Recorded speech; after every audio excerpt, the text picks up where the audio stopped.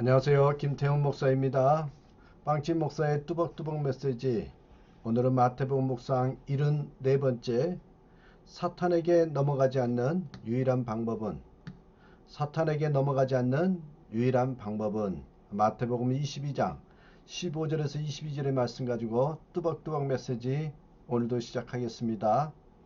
오늘은 재미있는 이야기로 한번 시작해 보겠습니다. 어느 동네의 술집에서 레몬 짜기 대회를 열었습니다.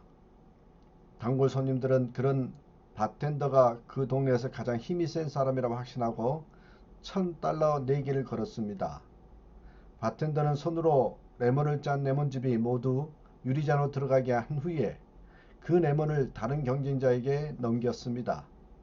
누가 그 레몬에서 한 방울만이라도 더 즙을 짜내면 돈을 갖게 되는 것이죠. 많은 사람들 중에 역도 선수, 부두 노동자 등이 시도해 보았는데 아무도 해내지 못했습니다.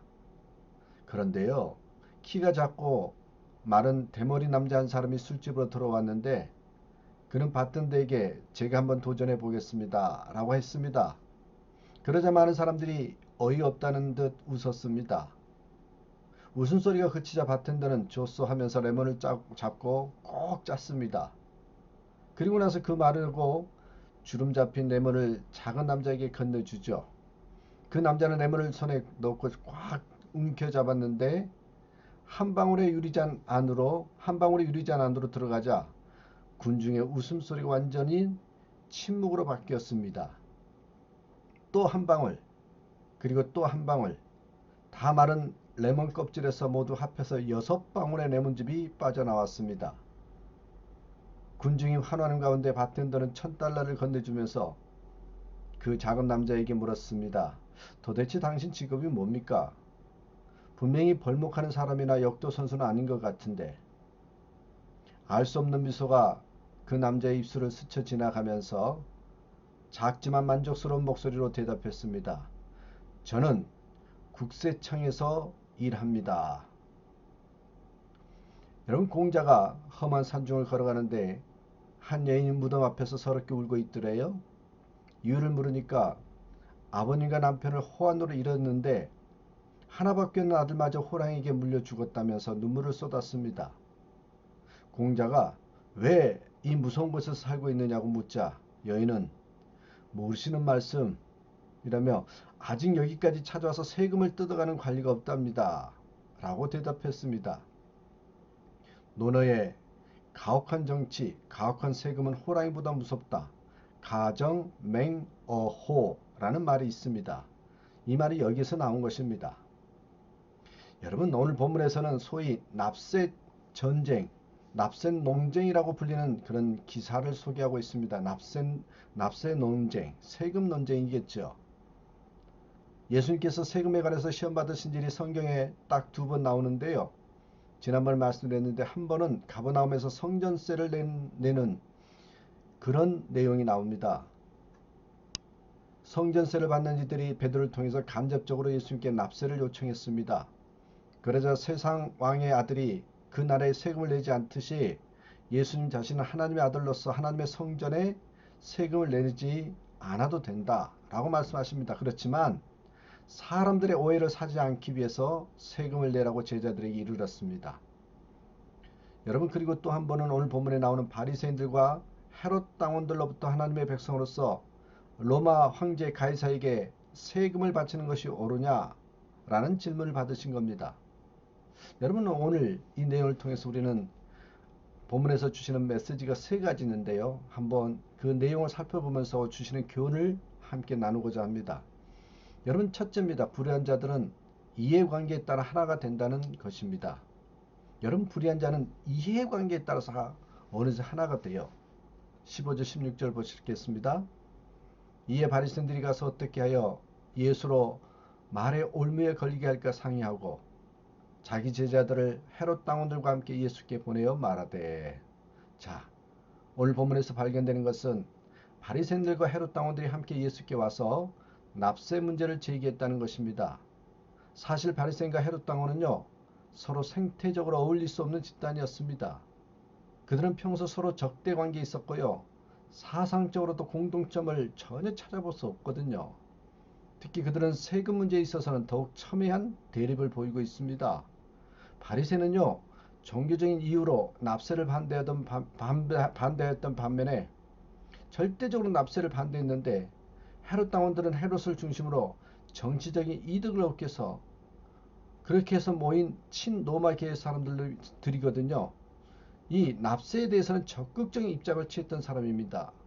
여러분, 이 납세에 대해서 적대적인 관계인 두 사람, 두 그룹입니다. 그럼에도 그들이 서로 연합하여 예수께 찾아온 사실에서 여러분, 우리는 뭘 깨닫느냐? 진리를 대적하는 일에 있어서만큼은 하나가 되는 불의의 세력의 면모를 발견하게 됩니다. 불의한 자들은요, 자신들의 세속적인 이해관계에 따라 모이고 흩어진다는 것입니다. 그들은 비록 평소에는 적대관계에 있다 할지라도 자신들의 이익에 여러분 부합하기만 하면 언제든지 작당하기도 한다라는 것입니다.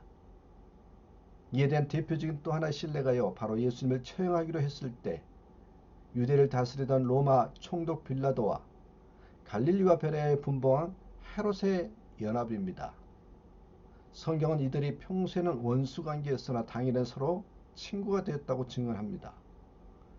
이들은 서로 원수관계였음에도 불구하고 그들의 정치적인 입지를 위태롭게 할 수 있는 예수님을 죽이는 일에 있어서만큼은 이해관계가 맞아떨어져 서로 작당하게 된 것입니다. 그것이 바로 세상입니다. 그게 세상의 모습입니다. 악의 세력들은 평상시에는 서로 대립하다가도 교회를 핍박할 때에만 서로 작당을 해서 연합작전으로 교회를 괴롭힙니다. 옛날에만 그런 것이 아닙니다. 지금도 마찬가지입니다. 그것은 겉으로는 각양각색이지만 결국 다 모두 불의의 뿌린 사탄의 지배를 받고 있기 때문에 그렇습니다. 그러므로 우리는 이런 불의한 자들의 실상을 알아야 합니다. 그리고 비록 불의한 자들에 작당하여 대적한다 할지라도 그것을 당연한 현상으로 이해하고 지혜롭게 대처해야 합니다. 우리 성도는 불의한 자들과 같이 세속적 이해관계에 따라 모이고 흩어질 것이 아니라 하나님의 뜻과 하나님의 말씀에 따라 모이기도 하고 헤어지기도 해야 되는 그런 기준점이 다른 사람들이라는 걸 잊지 마시길 바랍니다. 분명히 저걸 아십시오. 사탄의 전략을 아셔야 된다는 것입니다. 두 번째는 여러분, 오늘 메시지가 성도는 칭찬을 조심해야 한다는 것입니다. 칭찬을 조심해야 된다. 16절 보실래요? 바리새인의 제자들과 헤롯 당원들은 예수님을 찾아서 말하기를, 선생님이여, 우리가 아노니 당신은 참되시고 진리로 하나님의 도를 가르치시며 아무도 꺼리는 일이 없으시니 이는 사람을 외모로 보지 아니하심이니이다. 여러분, 이 말만 보세요. 바리새인의 제자들과 헤롯 당원들은 진실로 예수님을 존경하는 듯한 모습이죠. 이 약한 세력들은요, 속으로는 어떻게 하면 예수님을 올무에 걸리게 할까? 예수님을 어떻게 하면 제거할 수 있을까? 그 목적으로 나오면서도요, 입으로는 보세요. 입으로는 할 수 있는 모든 좋은 말을 다 동원해서 아첨합니다. 그렇기 때문에 우리는요, 아첨하는 소리에 귀를 기울여서는 안 됩니다. 항상 경계해야 됩니다. 정치인이나 종교인이나 어느 누구를 막론하고 이 아첨하는 것 좋아하는 사람 치고 그 말로가 좋은 사람이 없거든요. 그리스도인들은요, 비록 듣기 싫어도 바른 소리를 들을 줄 알아야 합니다. 사람들은 대개가 남이 칭찬해 주는 것을 좋아합니다. 하지만 우리는 누가 자신의 신앙에 대해서 칭찬하면 우선 경계할 수 있어야 합니다. 왜냐하면 선줄로 생각하는 자는 넘어질까 조심하라고 했기 때문에.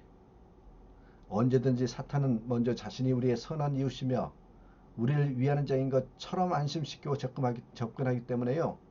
지나친 칭찬은 사단의 공략일 수도 있기 때문에 경계가 필요하다는 겁니다.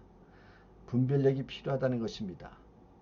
칭찬을 듣게 되면 일시적으로 기분이 좋은 것은 사실입니다만 그것은 우리를 자만하게 만들기 쉽습니다.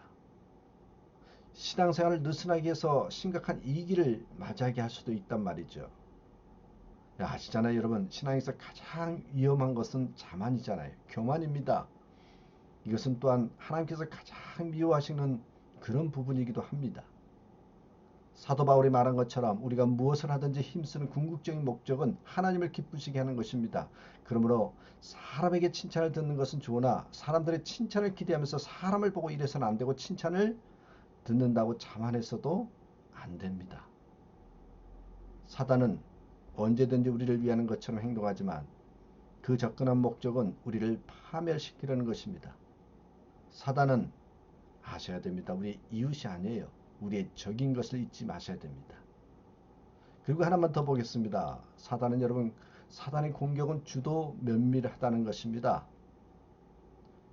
바리새인과 헤롯 당원들은 함께 와서 예수님께 질문을 던졌습니다. 그것은 납세에 관한 것이었어요. 로마에 세금을 바쳐야 하느냐 바치지 말아야 하느냐 하는 것이죠. 가이사에게 세금을 바치는 것이 가하나이까 불가하나이까. 여러분, 이 질문은 겉으로만 보면 지극히 단순한 질문 같습니다. 그러나 이 질문은 바리새인들과 헤롯 당원들이 예수님을 올무에 걸리게 하기 위해서 아주 치밀하게 준비해서 던진 것이거든요. 그들은 만일 예수님께서 세금을 바치지 말라고 하면 예수님을 로마에 대한 반역 선동죄로 몰아 고소하고자 했던 거죠. 만일 예수님께서 세금을 바치라고 하면 예수님을 매국노로 몰아서 백성들로 하여금 예수님을 배척하게 만들려고 했던 것입니다. 참으로 바리새인과 헤롯 당원들의 질문은 예수님을 올무에 걸리게 하는데 매우 적절한 것이었습니다. 여러분, 마찬가지로 오늘 성도들을 넘어뜨리기 위해서 사탄의 공격도 주도 면밀합니다. 사탄은 지극히 지혜로운 자들입니다. 그런 천사들 중에서도 최고의 이치에 있던 자들입니다. 그런 자의 공격이 어설플 리가 없습니다. 사단이 아담과 하와를 넘어뜨릴 때의 장면을 생각해 보십시오. 얼마나 주도 면밀했습니까? 그는 우선 아담보다는 공격하기 쉬운 하와를 택하면서 공격하잖아요. 그리고 하나님 말씀을 교묘하게 왜곡해서 하와로 하여금 자신의 음모를 알아채지 못하고 범죄하도록 만들었습니다. 우리는 이러한 사탄의 술투를 바로 알아야 됩니다. 그래서 여러분, 사탄의 공격을 우습게 여기서는 안 됩니다. 우리는 주도 면밀한 사탄의 공격에 당하지 않도록 각별히 조심해야 됩니다. 여러분 아십니까? 우리 인간보다 더 힘센 것이 사단입니다. 사단보다 더 센 것이 하나님이시죠. 우리의 힘으로는요, 사단을 이겨낼 수가 없어요. 그러면 사단을 이겨내는 방법이 뭡니까? 하나님의 손을 붙잡는 것밖에 없거든요. 하나님의 손을 붙잡는 것. 우리 스스로의 힘만으로는 사탄의 공격을 극복하기 어렵다는 거 아셔야 됩니다. 이 사탄의 주도 면밀한 공격이라도 능히 봉쇄할 수 있는 것은요, 성령의 손을 붙잡고 하나님의 손을 붙잡는 것, 그 도우심을 간구하는 것밖에 없거든요. 우리 동시에 여러분, 우리가 오늘 결론인데요, 모든 지혜의 근원인 하나님의 말씀으로 무장해야 됩니다. 그러기 위해서는. 그래서 여러분, 오늘 말씀 제목이 뭡니까? 우리가 사단에게 넘어가지 않는 유일한 방법이 뭐냐고요? 말씀입니다. 말씀은 우리가 사탄의 주도 면밀한 공격을 분쇄하고 무찌를 수 있도록 하나님께서 우리에게 허락해 주신 가장 강력하면서도 유일한 무기가 바로 말씀이었습니다. 여러분, 다시 한번 말씀드립니다. 사단에게 넘어가지 않는 유일한 방법은 말씀으로 무장하는 것밖에 없습니다. 여러분, 이렇게 뚜벅뚜벅 메시지를 매일 듣는 것처럼, 큐티를 말씀을 매일 하는 것처럼, 묵상하고 읽는 것처럼 요 말씀에 매일 붙들려 있어야 사단에게 넘어가지 않는다는 것을 기억하면서 오늘도 말씀 가운데 젖어 사는 저와 여러분 되시길 주님의 이름으로 부탁드립니다. 우리 고백합시다. 나는 예수님 때문에 행복합니다. 나는 예수님 안에 있어서 기쁩니다. 이렇게 고백하는 하루가 되시기를 주님의 이름으로 축복합니다. 감사합니다.